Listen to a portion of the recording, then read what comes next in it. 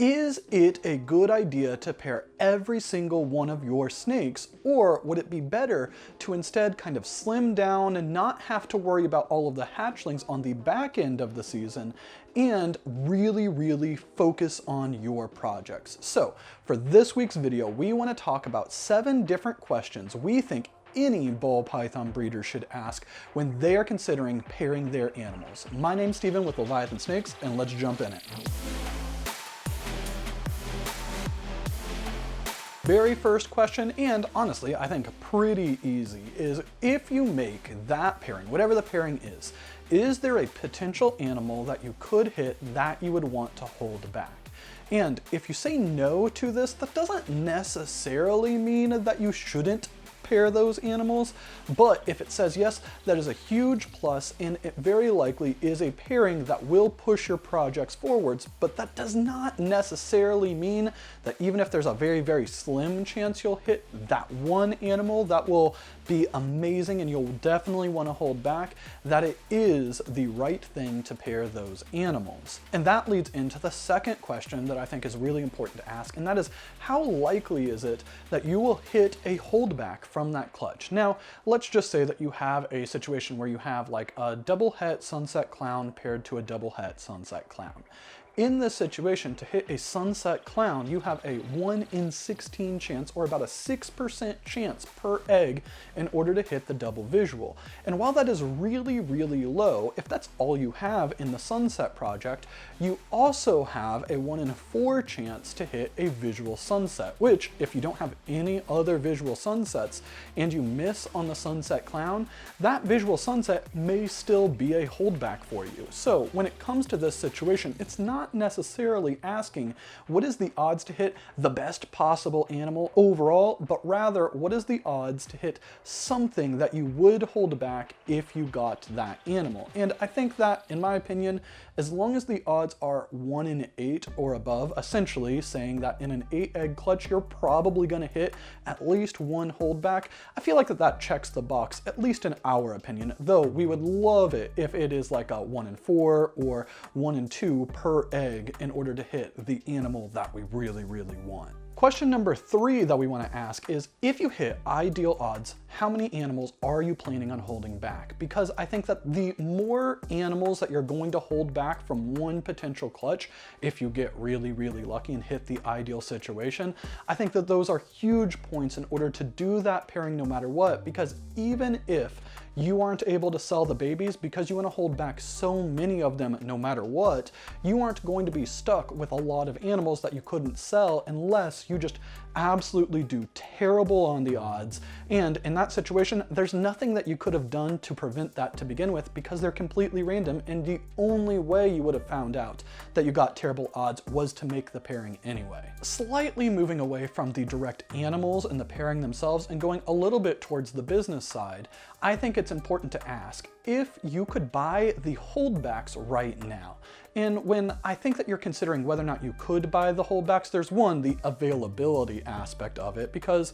if you are producing things that nobody else has on the market, then the answer is no, and that you have to do the pairing if you're going to make those animals. But if you could go on Morph Market right now, and there are dozens and dozens of those animals that you wanted to hold back from that clutch, and they are inexpensive enough where you could afford them and you could afford buying all of the ones that you wanted, in that situation, I actually think that even though the odds might be good, and even though you might hold back the animals, it might help you out to actually just go ahead and buy those animals anyway. And I know that that takes capital resources and all of that stuff in order to invest in those new purchases, but if you end up buying, let's say you're trying to make double het sunset clowns, and you could go out and buy the females and it's within your budget, one, it's guaranteeing that you're getting the odds that you want because you're able to purchase exactly how many females and how many males that you want for that project. You're able to get those animals now, so that way they're going to be ready earlier than ones that you're going to produce, which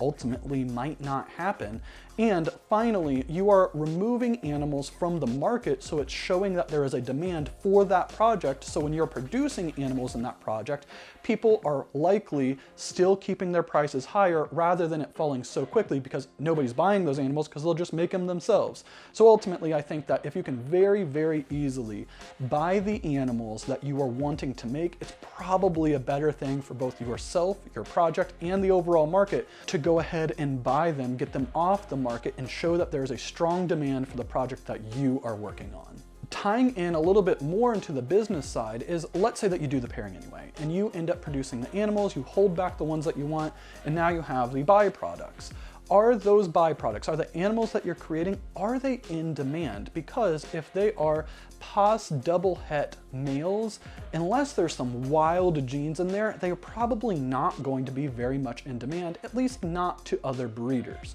But they might be in demand in the pet market. But when it comes to the pet market, people who are looking for a pet are looking for different things than people who are looking for breeders. So if it's in the pet market, but they are $1,000 because they're pos double het monsoon zebra or something like that,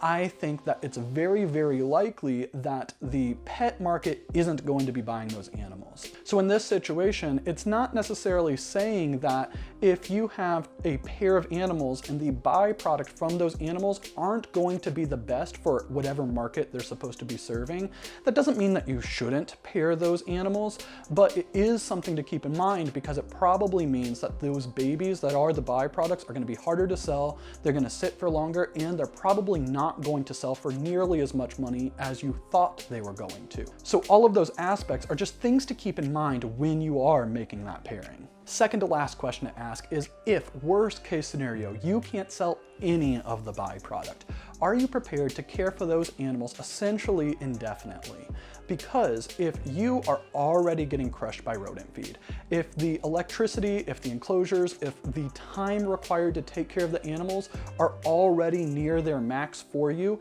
adding on multiple clutches of babies, especially multiple clutches of babies that are not in demand and you're being stuck with, it can create a situation where it burns out breeders and it can force them out of the hobby. And if you end up getting burnt out by being overwhelmed by all the animals that you have because you couldn't sell them, ultimately it doesn't matter what you held back because you end up selling everything when you get out, and none of the goals that you had in mind matter because you never achieved them. Last question, and honestly, I think it's probably the most important one when it comes to pairing your animals, is how do you specifically plan to sell those babies once you have them, whatever they are, and how are you going to stand out from everybody else? So a lot of people will say that they have amazing customer service and they have great quality animals. One, if everybody's saying that, then it's not a competitive advantage because it's just the baseline. Second, there's no way that somebody who hasn't bought from you will know that you have amazing customer service or will know the quality of your animals until they engage with you. So I think it is so important to have avenues set up, marketing funnels established way before you have things to sell. And just like if you didn't clean any of your snake's enclosures and all of your animals ended up getting sick and having infections, everybody would be like, of course, because you weren't keeping up with your husbandry. So if you are not doing anything to establish your sales avenues before you actually need the animals to sell,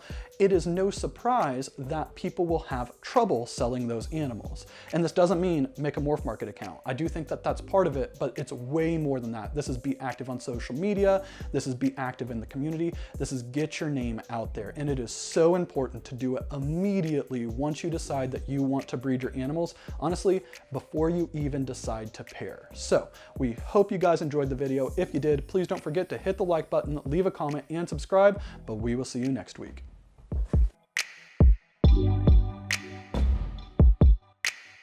Yeah.